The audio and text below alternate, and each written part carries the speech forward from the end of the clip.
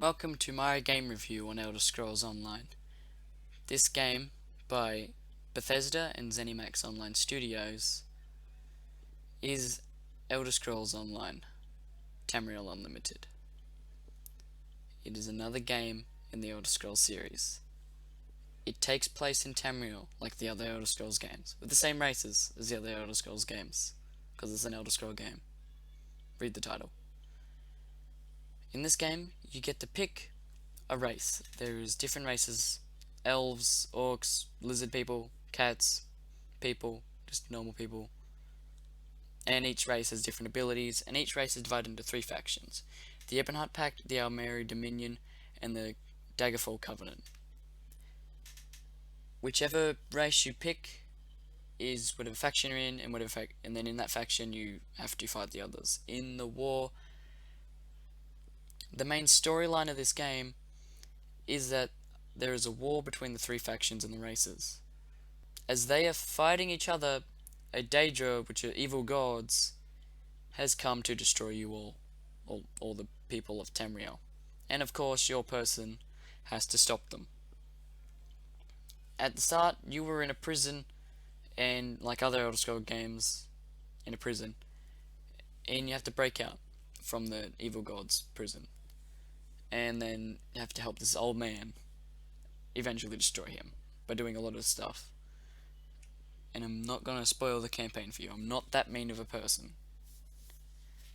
Now I have some pros to talk about with this game. Because it is a very big game, there is a lot to do.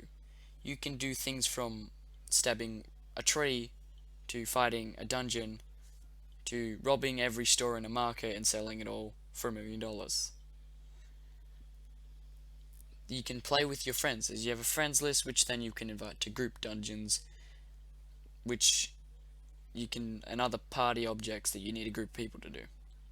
So you better have friends if you want to play this game. Don't be forever alone. Make friends. And I think that's about all that's good, and many more. There's like a ton of quests and stuff, but you can find them out on your own. Some bad things to talk about with this game is the fact that there is way too much goddamn walking. Like, you could walk for hours without really doing anything but walking for hours until you find that like random wolf in a bush or a random pig. But that can get kind of boring, especially when you have missions on the other side of the map. There are horses to speed it up, but they're like really expensive. So if you want a horse, you better start saving your money now. There are also way shrines which will allow you to teleport. To get these way shrines, you have to discover them. To discover them, you have to walk. So they are only good unless you found them. Except for in the battle campaign, Civil War part of the map. Then you can just teleport to your faction's controlled areas. Now we'll talk about the Civil War.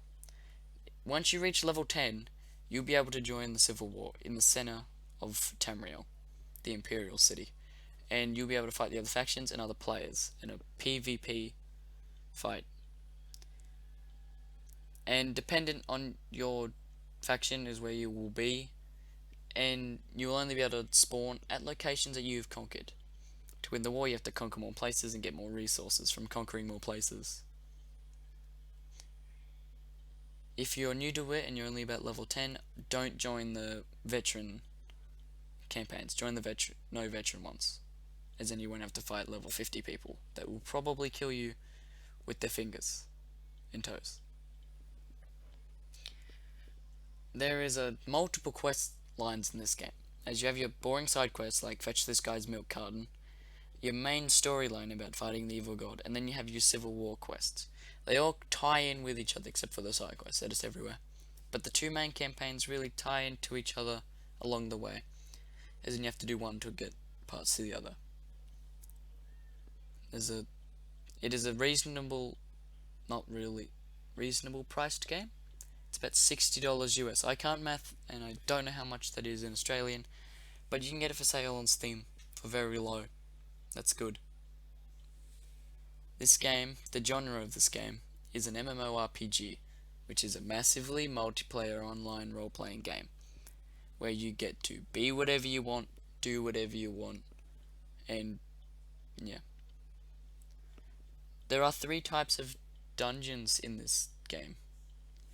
There is a solo dungeon, which are normally just missions where you have to go in there by yourself and fight a mission boss. There are group dungeons, which you group up with your friends or randoms, and you do a group. Only your group is in that dungeon, there's no other players.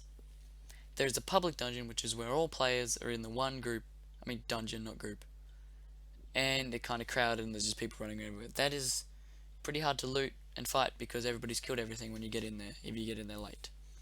So, they're not that good of an idea.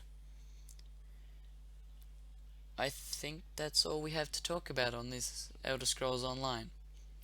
Oh wait, I gotta rate this game. I think I'll give this game a 7 out of 11. After the store, 7-11.